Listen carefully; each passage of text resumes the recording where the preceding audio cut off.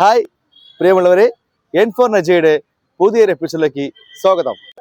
നമ്മുടെ നാട്ടിൽ ഒരുപാട് കലാകാരന്മാരും കലാകാരികളുമുണ്ട്. പക്ഷേ കൂടുതൽ പേരെയും നമുക്ക് അറിയില്ല. അവരൊരുപാട് സിനിമകൾ ചെയ്തിട്ടുണ്ടാവും, ഒരുപാട് ഷോർട്ട് ഫിലിം ചെയ്തിട്ടുണ്ടാവും. അപ്പോൾ നമ്മളിന്ന് പരിചയപ്പെടുത്തുന്നത് മേരി സിന്ധു എന്നൊരു നടിയാണ്. ചേളന്നൂരാണ് വീട്. നമ്മൾ അപ്രതീക്ഷിതമായിട്ട് കോഴിക്കോട് മാനാസ്കോറിൽ വെച്ച് കണ്ടു. അപ്പം അവരുടെ ഇന്റർവ്യൂ ആണ് ഇന്ന്. പ്രിയമുള്ളവരെ, സുനിൽ വാസ്തവാണ്. N4 നജയുടെ പുതിയൊരു എപ്പിസോഡിലേക്ക് സ്വാഗതം. സിന്ധു ചേച്ചി അവിടെ ഇരിക്കുന്നത് നമ്മളെ മാനാസ്കോറിലാണ്.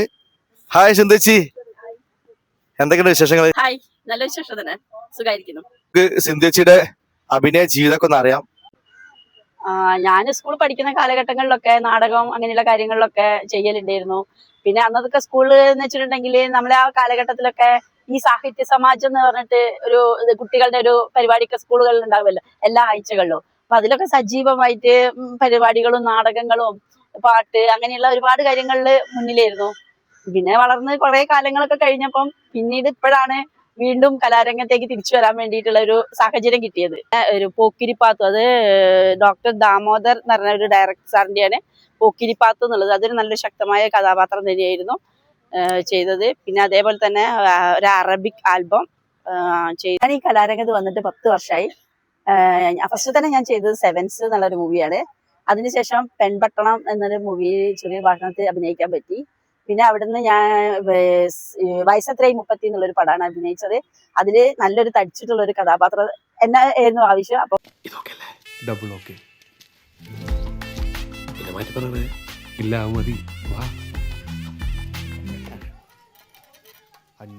എന്നാ പേര്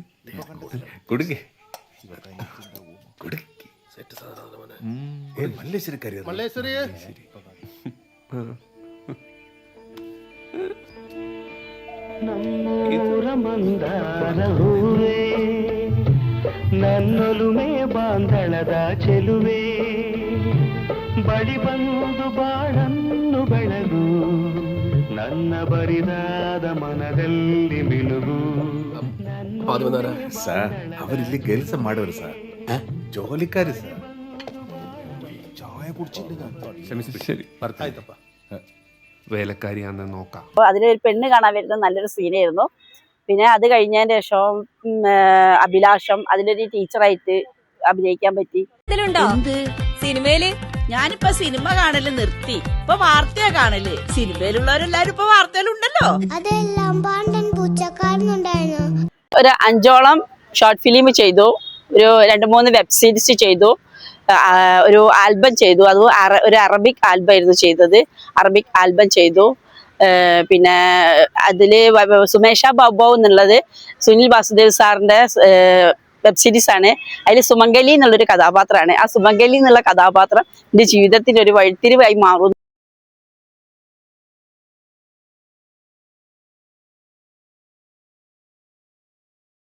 എന്നുള്ള കാര്യത്തിൽ 100% എനിക്ക് ഉറപ്പുള്ള ഒരു കഥാപാത്രമാണത്. കാരണം അത്രയും ശക്തമായിട്ടുള്ള ഒരു കഥാപാത്രത്തെയാണ് എനിക്ക് അതിൽ അവതരിപ്പിക്കാൻ വേണ്ടി സാർ തന്നത്.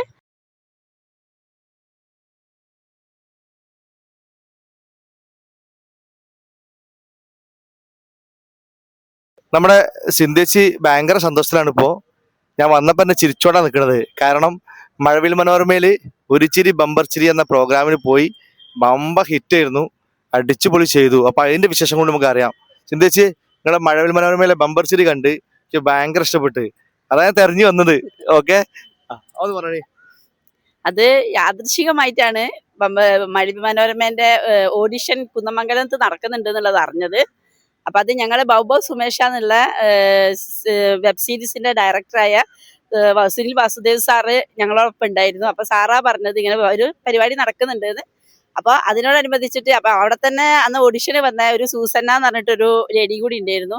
അങ്ങനെ ഞങ്ങളോട് 2 പേരോടും കൂടെ പറഞ്ഞ് നിങ്ങൾ പോയാൽ വിജയിച്ച് വരും എന്നുള്ളത്. സാറിന്റെ ആ ഒരു ശുഭാപ്തി വിശ്വാസം ധൈര്യം ഞങ്ങൾക്ക് തന്നതിന്റെ അടിസ്ഥാനത്തിൽ ഞങ്ങൾ അരമണിക്കൂർ ഒരു സ്ക്രിപ്റ്റ് തന്ന് ഞങ്ങളത് ചെയ്ത് ഞങ്ങൾ കുന്നമംഗലം പോയി. അവിടുന്ന് ഫസ്റ്റ് തന്നെ ഞങ്ങൾക്ക് ഓഡിഷനിൽ ഞങ്ങൾ വിജയിച്ചു. അവിടുന്ന് എറണാകുളം പോയി, അവിടുന്ന് ഞങ്ങൾ ഫസ്റ്റ് തന്നെ വിജയിച്ചു. അങ്ങനെ ഞങ്ങൾ പോയി അവിടുത്തെ എല്ലാ ഇതും കഴിഞ്ഞ് ഞങ്ങളിപ്പോൾ വമ്പിച്ച വിജയത്തോടു കൂടെ സെലക്റ്റഡ് ആയിട്ട് വന്നിരിക്കുന്നു. ഇനിയിപ്പോൾ അടുത്ത ഘട്ടങ്ങളിലേക്ക് പോകാനുള്ള ഒരുക്കത്തിലാണ് നിൽക്കുന്നത്. ഇപ്പം എവിടെ തിരിഞ്ഞാലും ഞങ്ങളെ തിരിച്ചറിയുന്നൊരു എവിടെ പോയാലും ഇപ്പൊ നിങ്ങൾ മെമ്പർഷിരിയിൽ വന്ന ആളല്ലേ എന്നുള്ളത് ചോദിക്കുന്ന ഒരു ചുറ്റുപാടുകൾ കൂടെ വന്നെനിക്ക്. അതാണ് എനിക്കിപ്പോ എൻ്റെ ഈ കലാലയ ജീവിതത്തിൽ ഈ ഒരു ഏറ്റവും സന്തോഷമായിട്ടുള്ള എനിക്ക് തോന്നുന്നത് ഇപ്പൊ അതാണ്. അപ്പോൾ ഇനി പിന്നെ 2-3 സിനിമകൾ ചെയ്യാനുണ്ട്. അത് ഇപ്പോൾ ഏപ്രിലും ഒക്കെ ആയിട്ട് പറഞ്ഞു വെച്ചിട്ടുള്ള ഏകദേശം റെഡി ഒക്കെ ആയി നിൽക്കുന്ന സിനിമകളാണ്. അപ്പോൾ അതും കൂടെ ചെയ്യാനുണ്ട് ഇനി. അപ്പോൾ അതൊക്കെ തന്നെയാണ് എൻ്റെ വിശേഷങ്ങൾ. ഇനി കൂടുതലായിട്ടുള്ള വർക്കുകളും കാര്യങ്ങളും കിട്ടട്ടെ എന്ന് സർവേശ്വരനോട് പ്രാർത്ഥിക്കുന്നു. ഞാൻ അതിലും വലിയൊരു സന്തോഷത്തിലാണ് ഇപ്പൊ വീണ്ടും നിൽക്കുന്നത്. ഈ മഴവിൽ മനോരമേന്റെ ഇരുചിരി മെമ്പർഷിരിയിൽ എനിക്ക് സെലക്ഷൻ വന്ന് ഞാൻ സ്പോട്ടിൽ കയറി ഒക്കെ ഭംഗിയായി കഴിഞ്ഞു വന്നു. പക്ഷെ അതിനോടൊപ്പം തന്നെ വേറെ ഒരു സന്തോഷം കൂടിയാണുള്ളത്. എനിക്ക് ഫ്ലവേഴ്സ് ചാനലിന്റെ ഇത് ഐറ്റം വേറെ എന്നുള്ള കോമഡി പ്രോഗ്രാമിന്റെ അതിലും ഓഡിഷന് പോയി വിജയിച്ചു സെലക്ഷൻ ആയിട്ട് വന്നിരിക്കുന്നു. ഇനിയിപ്പോൾ അത് ഞങ്ങൾ അടുത്ത് തന്നെ എറണാകുളം പോകാനുള്ള അതിന്റെ സ്ക്രിപ്റ്റും കാര്യങ്ങളും റിഹേഴ്സലും ഒക്കെ ആയിട്ട് ഞാൻ, ജയരാജേട്ടൻ, പ്രതീഷ്, ഞങ്ങൾ 3 പേര് ടീമായിട്ടാണ് പോകുന്നത്. അതിൻ്റെയും കൂടെ ഒരു ത്രില്ലിലും കൂടിയാണ് ഇപ്പോൾ ഞങ്ങൾ നിൽക്കുന്നത്. അപ്പം അതും കൂടെ വിജയിച്ചു കഴിഞ്ഞിട്ട് വരാൻ വേണ്ടിയിട്ട് പ്രാർത്ഥിക്കുന്നു. സിന്ധേച്ചിന്റെ വിശേഷങ്ങൾ അറിഞ്ഞ് സിന്ധേച്ചി ഇപ്പൊ കഴിഞ്ഞ ശിവരാത്രി അടക്കം നാടകത്തിൽ അഭിനയിച്ച ആളാണ്. ഇപ്പോഴും കലയെ സ്നേഹിച്ചുകൊണ്ട് നടക്കുന്ന വലിയൊരു നടിയാണ്. കലയോടുള്ള പ്രണയം. അപ്പം ബമ്പർച്ചിരിയിലൊക്കെ എത്തുക എന്നുള്ള വലിയ മഹാഭാഗ്യമാണ്. അത് മാത്രമല്ല, ഒരുപാട് ശക്തമായ കഥാപാത്രങ്ങൾ ഇപ്പൊ വയസ്സത്രയിലൊക്കെ കിട്ടിയ വേഷം നല്ല വേഷമാണ്. അപ്പം നല്ല നല്ല വേഷങ്ങൾ സിന്ധിച്ച് കിട്ടട്ടെ. അതോടൊപ്പം തന്നെ ഈ ഒരു ഇന്റർവ്യൂ കാണുന്ന എല്ലാവരും നല്ല കഥാപാത്രങ്ങൾ ഉണ്ടെങ്കിൽ സിന്ധിച്ച് കൊടുക്കുക അല്ലെ സിന്ധിച്ച്? ഓക്കെ, അപ്പൊ ഓൾ ദി ബെസ്റ്റ്. നല്ല കഥാപാത്രങ്ങൾ ചെയ്യുക. ഓക്കെ, ആയിക്കോട്ടെ. Thank you. ഓരോരുത്തരെയും വിലയേറിയ പ്രാർത്ഥനകളും സപ്പോർട്ടുകളാണ് ഇതിന് വേണ്ടത്. ഞങ്ങളെപ്പോലുള്ള കലാകാരന്മാരെ മുന്നോട്ട് വളർത്തിക്കൊണ്ട് പോകാൻ നിങ്ങളിൽ കഴിയുന്ന എല്ലാവരുടെയും സഹകരണവും സപ്പോർട്ട് ഉണ്ടെങ്കിൽ മാത്രമേ ഞങ്ങളെപ്പോലുള്ള ഈ കലാകാരന്മാർക്ക് മുന്നോട്ട് വരാൻ വേണ്ടി പറ്റുള്ളൂ. അതുകൊണ്ട് എല്ലാവരുടെയും പ്രാർത്ഥനയും സപ്പോർട്ടും ഞങ്ങളുടെ കൂടെ വേണമെന്ന് അഭ്യർത്ഥിക്കുന്നു. അപ്പോൾ ഇതുപോലെ ഒരുപാട് കലാകാരന്മാരും കലാകാരികളും ഒക്കെ നമ്മുടെ നാട്ടിലൊക്കെ ഉണ്ട്, നമ്മുടെ ചുറ്റുപാടുകളുണ്ട്. ഒരുപക്ഷെ നല്ല അവസരങ്ങൾ അവർക്ക് കിട്ടുന്നില്ല. ഒരു ചിന്തിച്ചതിനെ സംബന്ധിച്ച് ഏത് കഥാപാത്രവും വളരെ മനോഹരമായിട്ട് ചെയ്യാൻ പറ്റുന്ന ഒരു കലാകാരിയാണ്. ഏത് കഥാപാത്രങ്ങളും അത്ര ഇമോഷണൽ ആയിക്കോട്ടെ, ഏത് രംഗങ്ങളും അഭിനയിക്കാൻ കഴിവുള്ള ഒരു കലാകാരിയാണ്. അപ്പൊ നല്ല വേഷങ്ങൾ എല്ലാവരും കൊടുക്കുക. ഈ കാണുന്ന എല്ലാ ഡയറക്ടേഴ്സും ഒക്കെ നല്ല വേഷങ്ങൾ ചിന്തിച്ച് കൊടുക്കുക. അത് വളരെ ആത്മാർത്ഥയോട് കൂടി ചെയ്യാൻ കഴിയുന്ന കലാകാരിയാണ്. പിന്നെ അതുപോലെ തന്നെ നമ്മുടെ ചുറ്റുപാടുകളൊക്കെ ഇതുപോലുള്ള കലാകാരന്മാരുണ്ട്, അവരൊക്കെ കണ്ടെത്തുക. അപ്പൊ എല്ലാവരും നമ്മുടെ N4 നജയുടെ ഈ യൂട്യൂബ് ചാനൽ സബ്സ്ക്രൈബ് ചെയ്യുക. നിങ്ങളുടെ വിലയേറിയ ലൈക്കും കമന്റും ഈ എല്ലാ കലാകാരിക്കും കലാകാരന്മാർക്കും വളരെ സന്തോഷമാണ്. അപ്പൊ നിങ്ങൾ കമന്റ് ബോക്സിൽ പോയി നല്ല അഭിപ്രായങ്ങൾ ഇടുക. Okay, thank you. ഇനി അടുത്ത എപ്പിസോഡ് കാണാം.